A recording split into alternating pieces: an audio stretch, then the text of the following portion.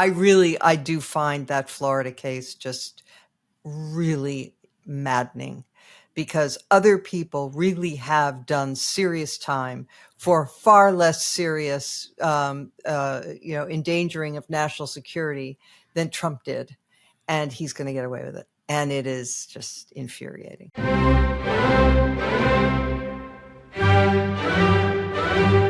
Welcome to Beg to Differ, the Bulwark's weekly roundtable discussion featuring civil conversation across the political spectrum. We range from center left to center right. I'm Mona Charon, syndicated columnist and policy editor at the Bulwark, and I'm joined by our regulars, Bill Galston of the Brookings Institution and the Wall Street Journal, Damon Linker, who writes the Substack newsletter Notes from the Middle Ground, and Linda Chavez of the Niskanen Center. Our special guest this week is Gregg Nunziata, Executive Director of the Society for the Rule of Law. So, Gregg, lovely to have you. Thanks so much for joining us. We will begin with Trump's various encounters with the criminal justice system, and because we've had a number of developments this week. First of all, the case that pretty much everyone agrees is the most consequential, the most slam dunk, namely the classified documents case from out of Florida, has been postponed indefinitely. So that case is absolutely, any doubts that anybody might have had as to whether that case would ever come to trial before November are now settled. It will not. And it was the most compelling case against him. So there's that. And then there are developments in the New York trial. So I'd like to begin with Gregg. So let's talk a little bit about Eileen Cannon and the documents case. So she has been really, admittedly, it's a complicated case and it involves classified documents, and there's a whole special statute for how you deal with classified materials in a trial and all of that. But even accounting for all of that, she has been unbelievably dilatory from the very beginning in the way that she has handled this. The reason that she says she has so much work to do is because she hasn't even issued the rulings that she was supposed to have issued months and months ago. Am I right or wrong about that? Well, I try to be modest in assigning blame or motivations for breakdowns with trial court judges. I mean, a lot of things go on in chambers. I was a district court clerk, and sometimes things are more complicated on the inside than they seem publicly. That said, it does seem the case that she's been, for one reason or another, rather slow on this. And I think people have implied ill motive, but there's lots of reasons for this. There's courthouse chatter that she's just been kind of overwhelmed by the pressure, and there's been a breakdown, and she's lost clerks. There's been staff overturning, and some just general administrative chaos. So it may be that she's not cut out for the weight of this. But maybe something else that we don't know. I think it's fair to be asking questions about whether she's handling this appropriately or whether she's up to the task. Okay. And there's no question that this does not rise to the level of something that Jack Smith can appeal to the 11th Circuit and say she's not doing her job, right? This is not the sort of thing that he can appeal. You could try, but it's such a high burden. I mean, judges think well of themselves and they think well of their colleagues, and they are very reluctant to take a matter away from a judge absent really obvious conflicts or issues that are sort of cut and dry and grave. Just being slow is I don't think going to cut it. I don't think it would be worth the prosecutor's time to try. Okay, so we also saw this week that the appeals court in Georgia is going to hear the appeal regarding Fani Willis's eligibility to continue as prosecutor. So any thoughts that case might have come to trial before November, out the window. Close observers never thought it would anyway for other reasons, but okay. So that's out. The January 6th case, the Supreme Court slowed things down because it wanted to rule for the ages about presidential immunity. Greg, I think you were one of the people who was somewhat critical of Gorsuch for saying that he has to rule for the ages, right? I mean, you thought they could have Yeah, just I think it's totally unnecessary in this case. Explain that. Yeah, so I mean, there's a fear that if in some quarters that if former presidents, are too exposed to potential criminal liability, they'll be afraid to do their job, and we don't want that. So I don't know if it's true or not. I'm kind of actually skeptical that we need any real measure of presidential immunity after they're done serving their term in office. But granting that, it's fair for the justices to worry about it in the abstract. But this case gets nowhere near that line. This is, trying to interfere with an election to stay in office contrary to the will of the voters, contrary to the Constitution, is not performing kind of core constitutional functions. We frankly want presidents to be afraid of getting prosecuted for trying to steal an election. It's not. This is not kind of routine presidenting, if you will. So I don't. So I think the court could very well just simply say that yes, there might be lines here, there might be a measure of immunity here, but this case does not present even a close call. So we will reserve writing that rule for the ages for a time when we're really confronted with something that is in the ballpark of these concerns. Right. So, I mean, just to put a pin in that, the issues in this case involve actions that even Trump's attorneys agree were not core presidential duties. They were outside the realm of core presidential duties. They were private acts by a candidate, not presidential acts. And so, anyway, so they didn't really need to take this case and slow things down, but they did. And so now if they're going to make a decision, who knows, it could take until the end of June for them to issue this opinion. And only then could it potentially begin the trial process in Judge Chutkan's court. Again, I'm going to ask for your judgment. Chances that one comes to trial before November. Maybe I'm too optimistic, but I think there is a real chance that at least some form of fact-finding in the case begins. It's very unlikely to get to a verdict, but it is quite possible, maybe even likely, that either a trial starts or the court does announce some sort of test about what's an official act, and then tells the judge to figure out if what's charged here is on one side of this line or the other.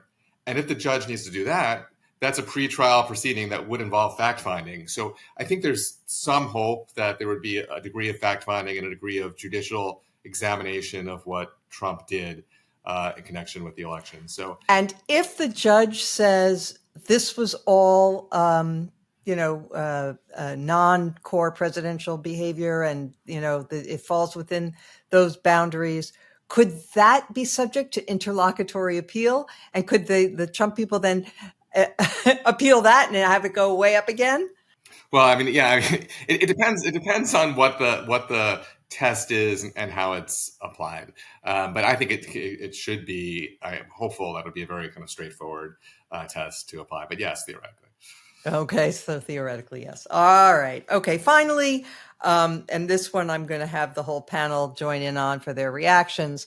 The New York case. I'm just going to put my cards on the table. I thought the Stormy Daniels testimony was a disaster on many levels. First of all, it's just so tawdry and awful. And I can't believe this is, the way we do business in America now. But anyway, and that, I'm applying that to the voters who put us here as well as everybody else. But it just feels to me as if, first of all, they did not need to go into all the details about the sexual encounter. Doesn't that feel like, the voters of this country recoiled from the Ken Starr report and from using, Bill Clinton's sexual peccadillos against him and trying to humiliate him in public, when voters felt that was not germane to his duties or his behavior as president. We can agree or disagree about whether Bill Clinton should have been held accountable for his perjury, but certainly the graphic nature of the Starr report and all of that repelled people and made Clinton more sympathetic. Do you think there's a chance that this kind of thing, where the prosecution has gone into much greater detail than they needed to, with the whole Stormy Daniels sexual encounter with Trump, which is really all they needed to have her say is that, yes, the thing happened, right? And for the purposes of the false, falsifying business records crime. Well, how do you react to any of that? And I want to hear everybody else on this as well. Yeah, well, I mean, there's a lot to say about this. One, just in the abstract, kind of the underlying facts here are just so tawdry, and in a pre-Trump era, it would destroy a campaign, which is why, of course, we're here, because Trump's folks knew that it could destroy his campaign. And now we almost shrug it all off. And of course, that happened. And we're just talking about the potential legal implications. I've been kind of confused by why both sides, frankly, on the testimony of Stormy Daniels have gone so deeply into the details, because it doesn't seem to be all that credible. You're right. I mean, the question is, what the government is trying to prove is that he falsified business records in connection with a scheme to avoid a damaging allegation coming out about him before the election. You don't need to really even show that this interaction between the two of them happened. You just have to show that she was alleging it. So, I mean, I suppose they wanted to get a bit about the gravity of it, how serious it might have been, her credibility, but it does seem like I think both sides are taking some risks by how deeply Stormy Daniels was on the stand for 2 days, which seems a lot more time than she spent with the former president. So, good point. Damon, what do you think? Well, I mean, we all here lived through the whole Clinton business and the Starr report. That was a long time ago. But the irony of this whole thing is, of course, Trump wanted to pay her off so the story wouldn't come out and damage his campaign. And the reality is all of it has come out and none of it has damaged his campaign. So in a way, he was being a little old fashioned and uptight about the state, the degraded state of American public life, that he thought that this actually would matter. And it didn't, just as the Access Hollywood tape didn't matter. Now, I mean, did it matter? Maybe Trump would have won in 2016 with maybe he would have won the popular vote and gotten 49% of the vote instead of 46, if all these allegations hadn't come out and depressed his vote a little bit. But, in the end, he did win, and he even came remarkably close in the Electoral College in 2020. So all of this seems like a weird, almost after echo of a moment in our culture, our political culture, that is long past due. I mean, Trump was just on Truth Social, I think it was on Wednesday this week, talking about some figure, and he said, "Oh, that person looks like SHIT." Just comes right out and says that, uses that kind of language in public, which before Trump would have been utterly inconceivable for a politician, let alone someone running for president. So it's a strange situation that we are in now. And actually, I've in a way, maybe this seems off topic a little bit, but I've been thrown back in my recent reflection on some of this to how it's as if our country has been transported back to the 1870s and 80s with social media and all these modern technological things that amplify the kind of sleazy and tawdry character of our country. I mean, I think if you don't know the history, I mean, you might not be aware of just how sleazy American politics was in that post-Civil War era, how turbulent it was, with things like two elections where the popular vote winner actually lost the election. You also had a president losing re-election and then running again against his former opponent in a rematch, as well as all kinds of other violence and racism and xenophobia. It was just a really ugly period. And there's a way in which we're kind of back there again, except now we have saturation real-time news coverage projecting it out into the country. And this trial strikes me as very much of our moment in that sense. And I don't see anything good coming from it, frankly. I mean, you know that I've been a skeptic about all of these trials to begin with. This has always struck me as the most trivial of the four anyway. And to put Stormy Daniels on the stand for 2 days to go into these kinds of details. I mean, even in the late 90s during the Starr Report and the Bill Clinton impeachment, it didn't really even hurt Bill Clinton. He came out of there riding higher in the polls by the time it was over than he was before. And we're so much more. No, it hurt Republicans. It hurt Republicans for bringing the charges and airing it and trying to bring him down over an affair. And I fear that the end result of this is going to either be a kind of like, it's going to end up being like an even score, that it didn't really hurt him, or that he actually gets a bounce out of it. And that would truly be unfortunate.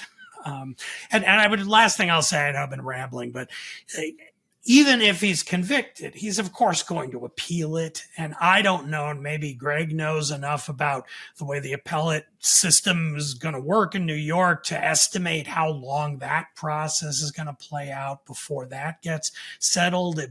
Is it plausible that there could be a guilty verdict and then he appeals and it gets decided before the election? Or is that something that's going to take a long time to play out? I don't know. Okay, Linda, your reaction to, I have a feeling you might disagree. How did you guess? I may beg to differ here. Well, yeah. It's funny. I heard from a high school friend this week. She's somebody I've kept in touch with over the many years since I graduated high school. She's not somebody who follows politics very much. And her message to me is, are you watching Stormy? There are a lot of people out there for whom politics are not their, day-to-day interests, where exactly the kind of tawdry things that we are hearing have some appeal. I mean, that is why the National Enquirer sells its magazines. It's what people look at when they're standing at the grocery store line. They may not, buy the paper, but they certainly read the headlines. So, as a legal matter, you're a lawyer, Mona, I'm not, but I think as a legal matter, the way in which they introduced maybe more details than were necessary, I think they did have to show a credible witness. I think she did have to demonstrate that there had been a sexual liaison, one night stand, essentially, with Donald Trump in order to make more serious the crime, which was falsifying records, but falsifying records in order to keep this out of the public eye. And while I agree with Damon that Donald Trump might have won the election, he did win the election in 2016, despite the Access Hollywood tapes, I think we forget how horrified many in the Republican Party, how quickly they were dancing away from Donald Trump.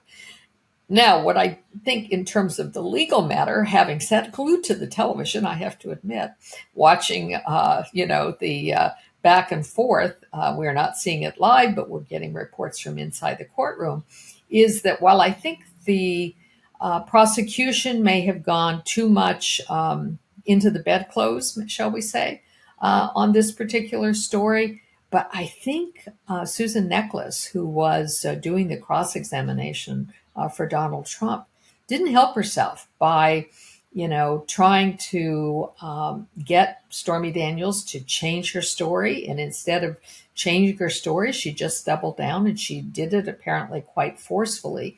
So I don't think this is going to hurt the prosecution. It may help the prosecution. I do think that it's very clear that Stormy Daniels was not a witness that any prosecution would, like to have, because she was not controllable. I think they're going to have an even bigger problem when Michael Cohen takes the stand. But I do think people are paying attention, and a lot of people who don't pay attention to January 6th or even to the documents case are paying attention to this.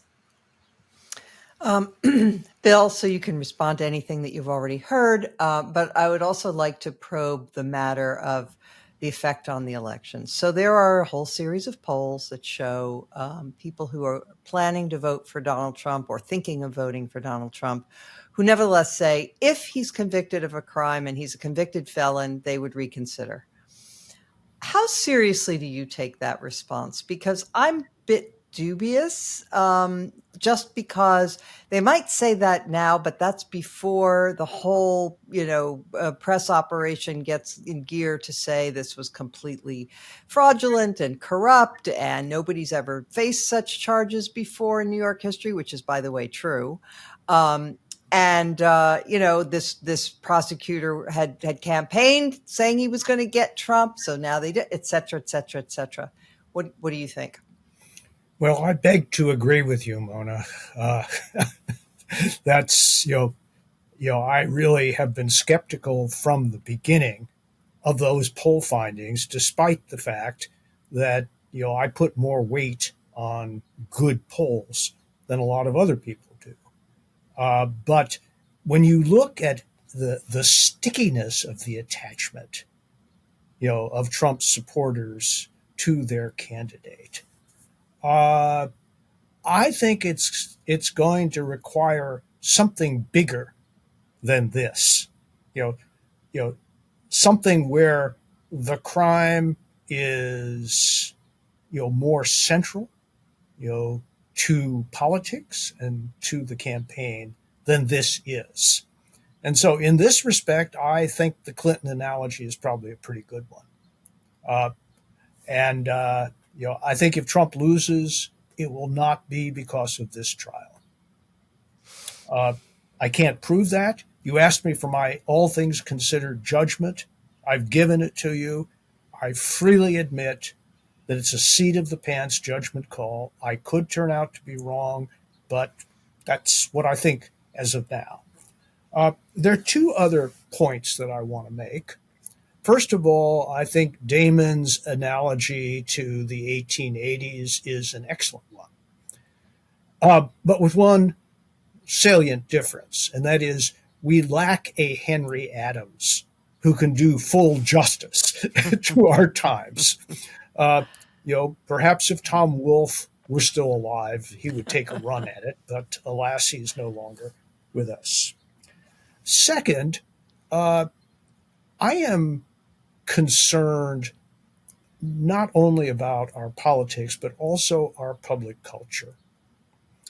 And this trial says nothing good about our public culture whatsoever. As a matter of fact, I think it is a coincident indicator, to sound like an economist for a minute, of the depths to which we've fallen.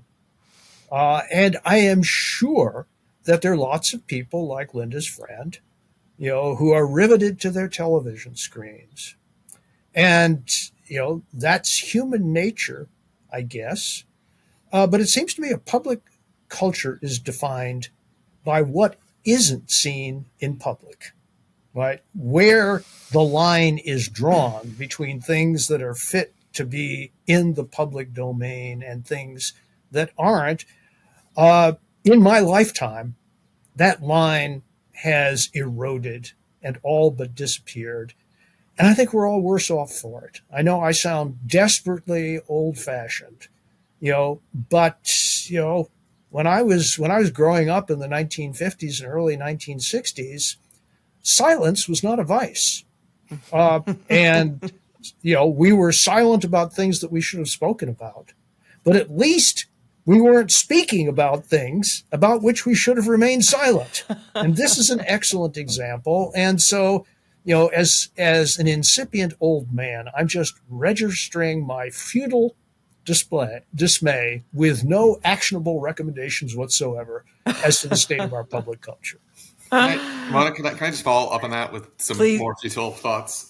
Please do. I think that's absolutely right. And for all this talk about these lawsuits and the various merits of each of them, I think it's apparent that courts were not designed to deal with a problem like Donald Trump, and we shouldn't be here. We're here because of a series of failures in the political process, of our leadership, in our culture, a failure of civics. I mean, there's so many junctures where we had an off-ramp and we didn't take them because we failed as a people, frankly. And so the courts, as a result, are under just tremendous stress, an institutional stress they really should not have to bear. So someone who cares about the institutions and cares about our courts and our Constitution, I mean, it's ultimately we have to look at ourselves and look at our culture and think about how we got here and what it would require to restore our culture and to restore a proper sense of civics, to not just be in this endless downward cycle. Yep.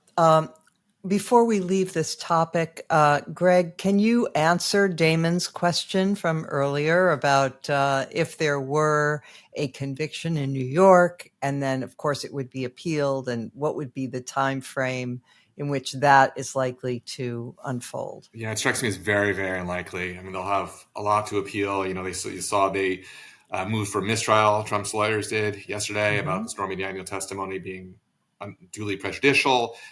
Strikes me as not crazy, that argument. And so you can imagine there being significant litigation going forward. I don't think you're going to be imprisoning the former president in the interim.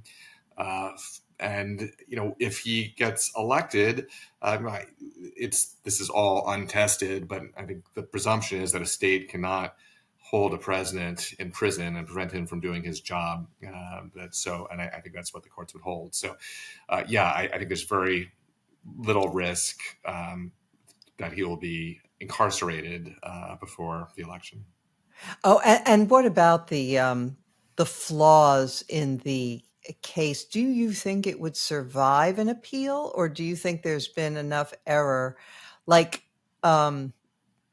the Harvey Weinstein verdict was recently overturned for similar reasons, right? That the prosecution allowed in too many things that were prejudicial that they ought not to have. And the judge, sorry to get down into legal weeds here, shows my background as a lawyer, but the judge said, well, you didn't object. That was your job, he said to the prosecutors, right? You should have objected. And he on his own, sui sponte, he corrected the witness at one point. But is it going to be, do you think that just letting in that evidence could possibly be grounds for reversal? It strikes me as possible, and I've not read the transcript line for line, so don't hold me to this judgment, but it strikes me as possible, but not as fraught as the Weinstein case. I mean, this isn't about Trump's conduct really in that room. It's about falsifying business records and the motivation to cover it up for the election. And I think that case has actually been stronger than I expected going into it. I think the prosecution looks better today than it did before the trial started, and I think they have a good chance on appeal. Okay. Yeah. Right. And of course, I think we would all agree that if there is a hung jury, I mean, there's unlikely to be an outright acquittal, but if there is a hung jury, we all know what's going to happen. Trump is totally exonerated. It could also be a misdemeanor. I mean, there's this curious framing to this law. I mean, it's a misdemeanor to falsify business records, and it was a misdemeanor to not report the payment. So the law. But if you put them together, stacking misdemeanors, which I think even if sort of in a law school exam that makes sense, and it seems like he is guilty, I do feel this kind of a sense of injustice out there to that, particularly when you're dealing with the former president, who much as he talks about two systems of justice. In many ways, he gets the better of that. Yeah. Well, of course, it's just it's a measure of where we are, that he's like the guiltiest man we know, but maybe you can't show it, or certainly not in a timely fashion. I think it is a shame that this trial went first for Agreed.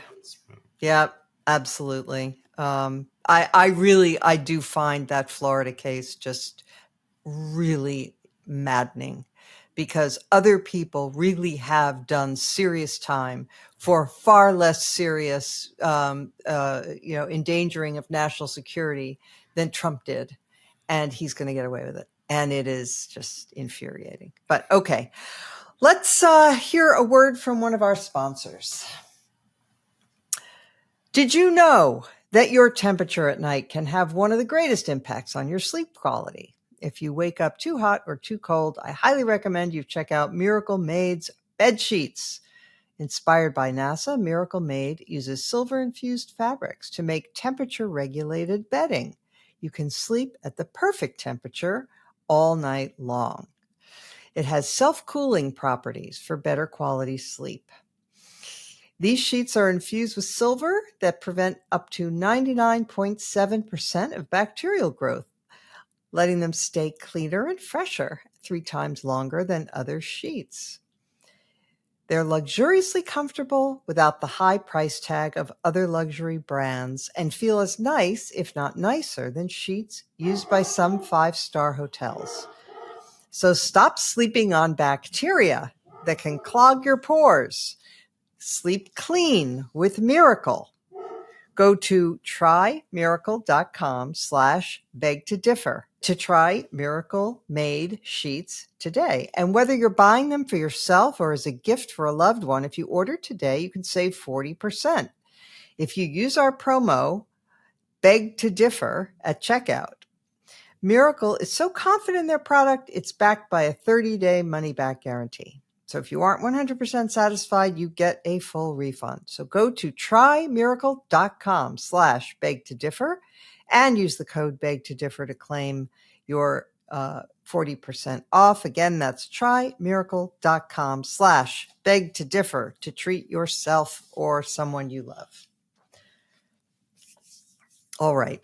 So while we had this incredibly tawdry spectacle going on in the New York City courtroom, we had President Biden giving what I thought was a really outstanding speech about anti-Semitism on Holocaust Remembrance Day. And I thought he really rose to the occasion. But some people are saying, and Linda, I'm going to start with you on this.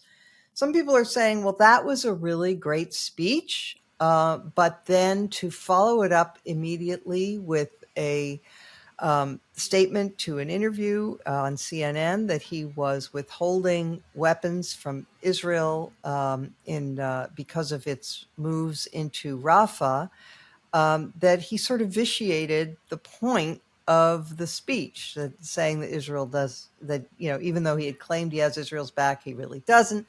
So what do you make of it?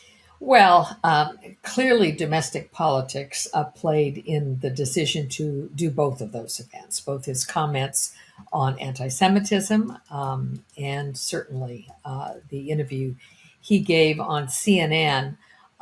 He is worried about losing states like Michigan and Minnesota, and I think there's reason for him to worry, particularly Michigan. It has a very large Arab population. I believe it's the largest Arab population in the U.S. And he absolutely must win both those states. So I can understand his, his trying to soften a bit the fact that the United States is Israel's closest ally, has given Israel enormous amounts of military aid over the years and just recently. Now, it's not as if this is the first time that a U.S. president has decided to hold, some weapons back. And so this isn't a break with Israel or anything like that. I'm going to withhold judgment on whether it was the right thing to do or the wrong thing to do. Apparently, they have tried very, very hard in talking privately with Prime Minister Netanyahu, with military leaders there. The CIA director was in Israel. So they've tried to make the point that a full-scale bombing and invasion of the Rafah area would be very bad. Bad for Israel, bad for the United States. I was struck by something else, though, Mona, and I just want to get it in here. We hear all this worry about Joe Biden and his cognitive decline. It was a very lucid interview. I thought he did very well in terms of the way he talked, his command of the issue. And so, I know there aren't probably a whole lot of people who are going to look at it that way, but I'm withholding judgment on whether this is going to be very bad. Clearly, Republicans and Trump are going to try to take advantage of it. But, I think Israel does have to be careful in how they handle it. I want to see Hamas defeated. I want to see Israel defeat Hamas, but I think more images of children who were killed, as collateral damage is not good for Israel. It's not good for the United States. So, Linda, I agree about that part. Beg to differ about the interview, but maybe we can come back to that later. Bill Galston, I am a strong Israel supporter, not a shock to anybody who listens to this podcast, but, Netanyahu is an ass. And, it seems to me that Biden and the administration have been telling them for weeks and weeks, that how they feel about Israel going into Rafah. And Netanyahu knows that Biden is in a political vice at the moment. He could have given him some cover. One of the things that the U.S. was asking the Israelis to do was, more to protect civilians and make more of a show of protecting civilians before going into Rafah. And Netanyahu, Biden was clearly like bending over backwards to not do this. So I don't know. I blame Bibi here. What do you think?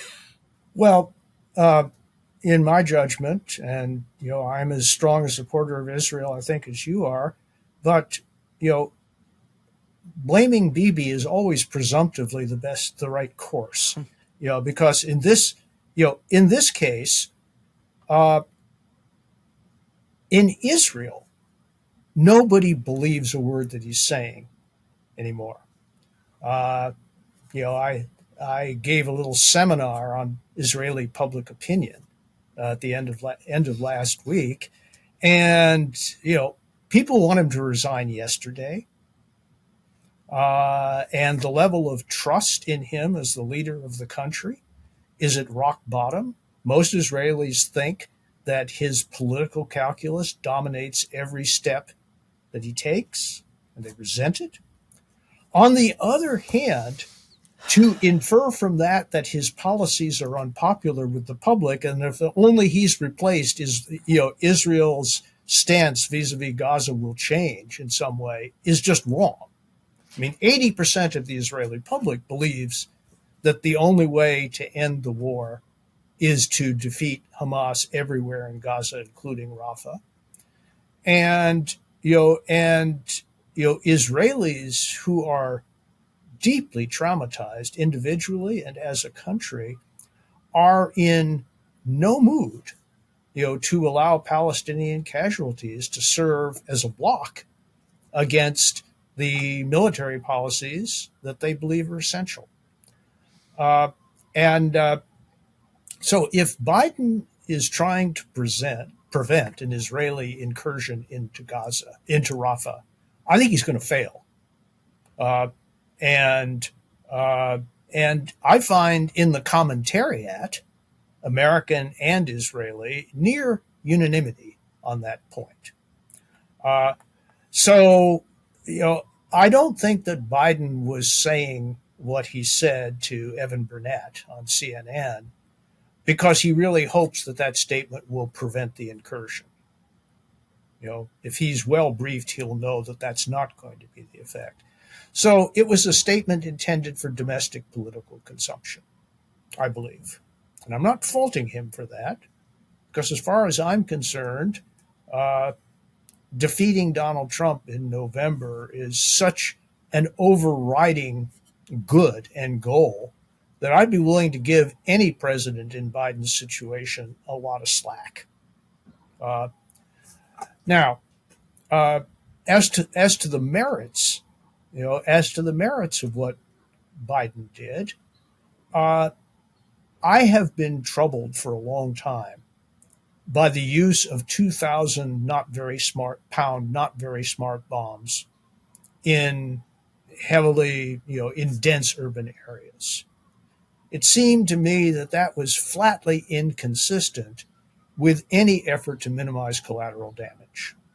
And I've never gotten a satisfactory account as to why it was really necessary to use some of the heaviest bombs and most destructive bombs in our arsenal or in any country's arsenal to do that kind of work in urban areas. So on the merits, as a matter of tactics and as a matter of honoring the laws of war, I think Biden has a point. I really do. And if I'd been running the Israeli incursion into Gaza and the war there, I would have refrained from using them. Here's the downside. I have no doubt about the fact that using bombs like that to flatten entire areas has reduced IDF casualties substantially. And I have to believe, and this is true of many kinds of aerial military activities, that was a major driver of this strategy. But I think that it went too far, frankly, and that contributes to my unease about the way the campaign has been waged. That was probably more of an answer than you bargained for, but I haven't said very much about this publicly up to now, and so I felt impelled to say it now. Okay, thank you. Damon, both Bill and Linda stress that the overwhelming goal of defeating Trump makes them give Joe Biden a lot of slack here. Of course, some people make the argument that this is not going to placate the people who are calling him Genocide Joe. And it will possibly alienate people who strongly support Israel. And therefore, he has achieved less than nothing. What do you think? Yeah, I pretty much agree with that. I mean, Biden's problem, the reason why we continue to fret over his numbers and the viability of his attempt to defeat Trump in November, is that he's stuck in a kind of pincer on both sides. He has a restive, angry left who despises the way he's embraced Israel over the last 6 months and thinks that we should never have done it in the first place. And if that isn't possible, he should have cut them loose at the nearest possible time after that. And it hasn't happened.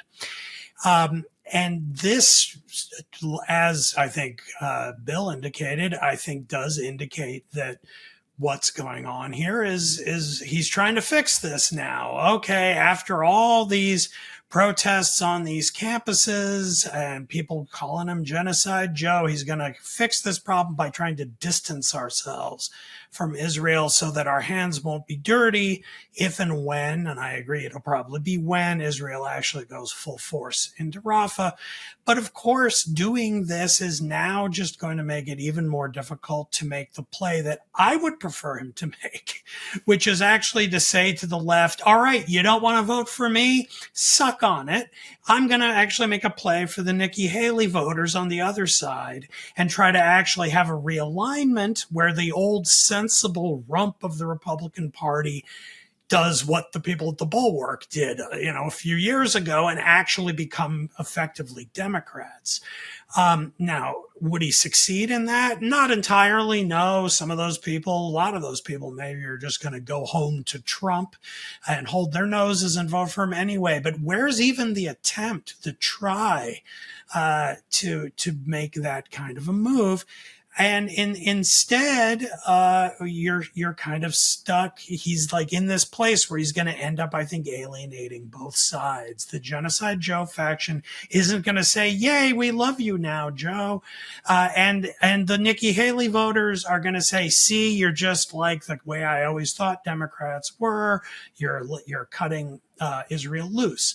Now, when it comes to the substance of the policy, the thing that bothers me most as a kind of policy intellectual type is it just doesn't make sense to me. I mean, I'm sorry. Biden did support Israel from the moment October 7th happened, and I've been very happy about that, and I've supported of it. But Israel made clear from the very beginning that its goal in the war was to destroy Hamas / degrade it to such a degree that it can no longer govern the Gaza Strip and use it as a launching pad to do something like October 7th, and ideally not be able to hurl hundreds of missiles at Israel at will as well. All right. Nothing has changed about that goal, and everybody knows it is not an achievable goal if Israel does not go into Rafah. That means that either Biden is trying to persuade the world that he no longer accepts that goal that he's defended for 6 months now, and that's kind of a big shift. I think we need more explanation than he provided in that interview if he no longer thinks that, and he has to deal with the consequences of the fact that he's now doing a 180. Or it means that he's actually, he said that, but in the end, it's too costly, either in terms of human life, which I have a lot of sympathy for, or for domestic political reasons, to say, actually, I did think that they should get rid of Hamas, but in the end, it's too hard to do it. It's too painful to do it. The costs are too grave. Therefore, we're going to let them keep Rafah. We're going to let them keep the tunnels under Rafah. We're going to let them, dig in, and they'll continue to survive there. And then eventually Israel will pull full back, and then we'll be right back where we were on October 6th. And what kind of a foreign policy is this? And what are the motives for this? I mean, so in other words, Biden is he's either trying to do what I just described, which I think is incoherent as a policy, or he's just doing the other thing that I think Bill rightly suggested. He could just be like trying to signal to the left, like, oh, if they go into Rafah and they're really ugly images of people who got killed and injured, that's not my fault. I told them not to do it. I wouldn't even let them send the bombs. I find the whole thing to be in a kind of microcosm exactly what hawkish friends of mine who don't like Trump and yet resist voting for Biden have been saying to me for a long time about why people should not just switch over to supporting Biden because he's too feckless. It's the same line that you heard a lot from neocon types over the last several decades before Trump. And they've been saying the same thing, and I've been fighting against them. No, he's good. He's doing the right thing. I will admit that I'm a little surprised that Linda is as willing to cut Biden some slack on this, as someone on the podcast who I place sort of in that camp a little bit. Whereas I am a Democrat and am sometimes quite skeptical of some neoconish, hawkish policies. But this way of doing it just looks like a big old mess to me. I give him tons of credit, Biden, for Ukraine and how he stuck with them and fought for the aid and the weapons when it was so difficult for all these months, let alone from the very beginning. But the way this is playing out in the context of the protests and everything, it looks to me like kind of confused and pretty weak. Well, on that subject, Greg, Donald Trump is an expert at transforming everything into a dominance competition. And he is the strong one, and his opponent is weak and corrupt. And honestly, that's how he is going to present this move by Biden. It's going to be Biden is caving to the lefties in his party, which is a well-worn theme on the right anyway. A lot of people think he has already caved to the left on too many occasions. It's going to be portrayed that way. Do you think it makes him look weak? Yeah, and thank you for not asking me to weigh in on the on the conflict, because I'm not a foreign policy analyst, so I'm not going to start with this No particular worries. conflict. But so I'll be shallow and talk about the politics. But yeah, no, I think it's an effective hit, and it's an effective hit in part because there's some truth to it. And this is, forgive me for waving the judicial conservative bloody shirt, but like back in the Bork hearings, Biden famously went out before Bork was nominated, responding to rumors it might be Bork, and said to the press, if it's Bork, I'll have to support him. I'm going to catch hell from the left, but I'm going to fight for him because it's the right thing to do. And of course, as soon as he caught hell from the left, he went to 180 and kind of led the Inquisition. I think Biden does have a through line of moderate inclinations, but a bit of an anxiety about his left.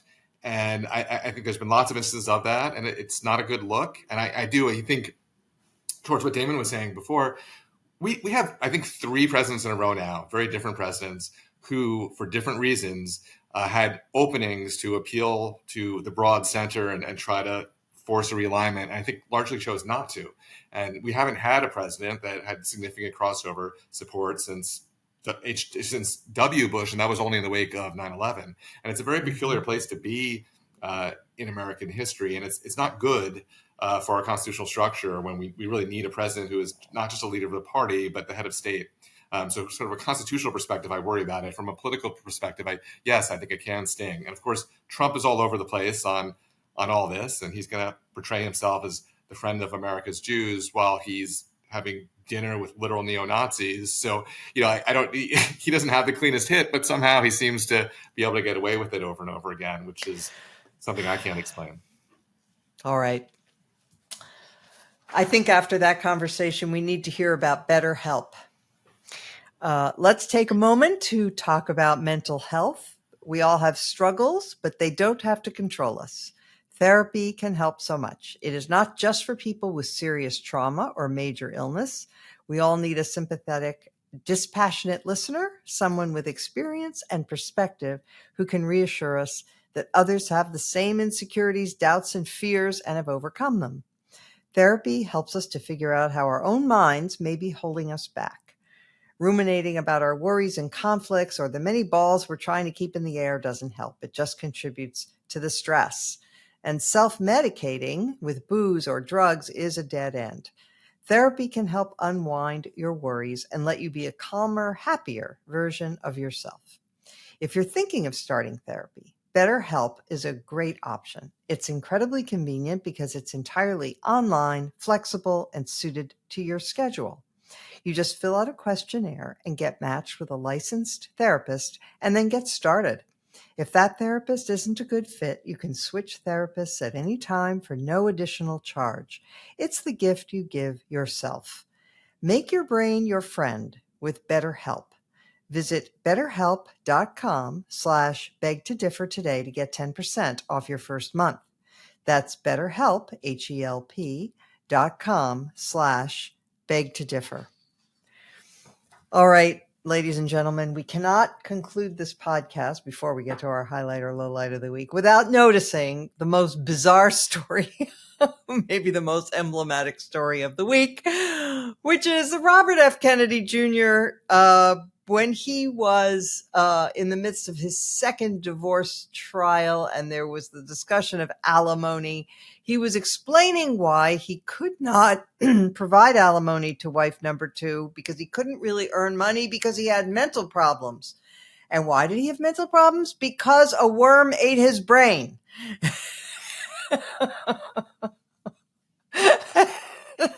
So, here in the deposition, he said that, yes, his health issues were caused by a worm that got into a brain and ate a portion of it and then died, unquote. So I just open it up to the group to say,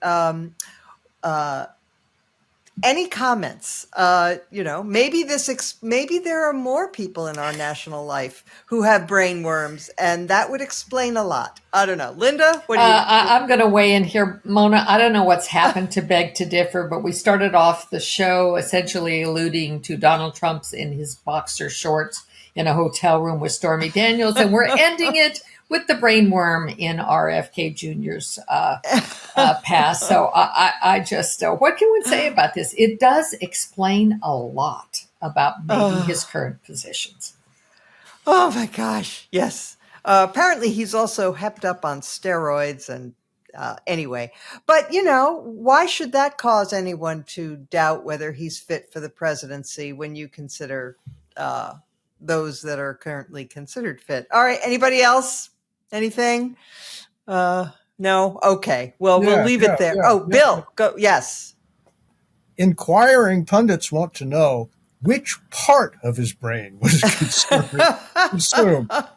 Was it perhaps the prefrontal cortex? I was about to say the part that's responsible for judgment and discretion. Oh, gosh. All right. How did we get here? Oh, unbelievable.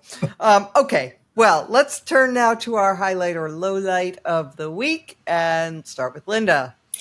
Thanks, Mona. And I'm going from the ridiculous to the sublime with my highlight of the week. I want to highlight an article. It's actually the cover of at the Atlantic this month, the June Atlantic, and it's by Anne Applebaum. And I have to tell you, this article reminded me a great deal of the article that led to my becoming a Republican in the first place. And that was an article in 1979 by Jeane Kirkpatrick in commentary called Dictatorships and Double Standards.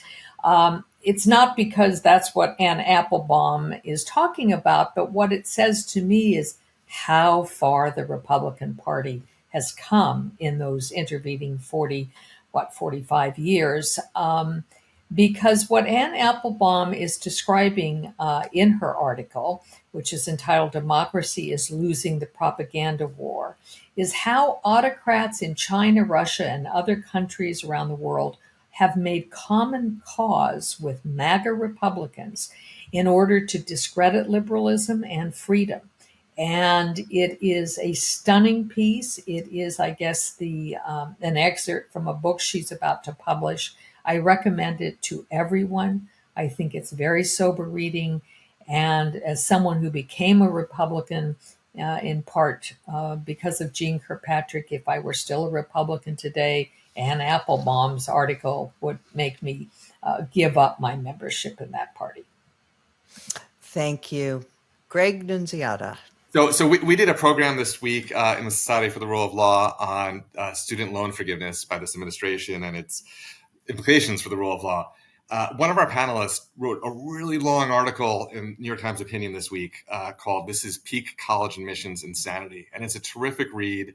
It's an aspect of the debates around what's going on colleges that I was not aware of. And I think both parents and people who kind of care about the future of higher education really should give it a read. The lowlight for me was Speaker Johnson. After riding high in lots of regards and surprising me a couple of times, is back to sowing doubts about the legitimacy of our elections. And he had a press conference on the steps of the Capitol this week with some of Trump's inner circles, folks who were involved in the late unpleasantness, and purportedly in support of a bill that would outlaw voting by illegal aliens who, of course, cannot vote already. Whatever the merits of the bill, the thrust of the press conference was to raise questions again about the last presidential election and sow doubt about the legitimacy of the next one. And I'm really disappointed that he would lend the prestige of his office to this initiative, particularly when he's in a more secure footing and seems unnecessary for his own survival. Excellent point. Bill Galston. Well, I'm going to violate custom, at least my custom, by turning my gaze upward to a highlight, as opposed to downward. I read a terrific piece on an article on a topic that I didn't think could hold my attention for a page. It was an article by David Reef entitled Lieberland, Populism, Peronism, and Madness in Argentina. And it is superbly written, enthrallingly interesting. I couldn't stop reading it, in part for the quality of the prose, and in part because of his ability, in a very low-key way, to convey just how crazy things have become in a country that used to be among the most developed and prosperous in the entire world. And when you consider his provenance, he is the son of Philip Reef, who wrote, among other classics, The Triumph of the Therapeutic, which is my nominee for the single most important impression book written in the 1960s, and Susan Sontag. She was a student in one of Reef's classes. She was 17 years old, and they got married. And I can only imagine what growing up in that household must have been like. But he is worthy of his parents, and just as interesting as they are. So that's my recommendation. This article can be found in Leon Wieseltier's incomparable journal, Liberties. Thank you for that. I just have a quick follow-up question, though.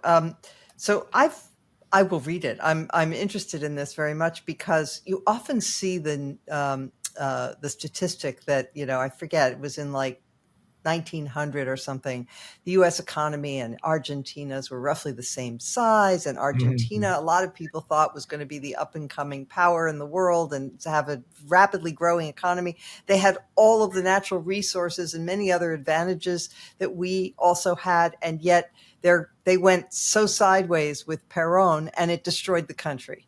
Is that the import? Pretty much.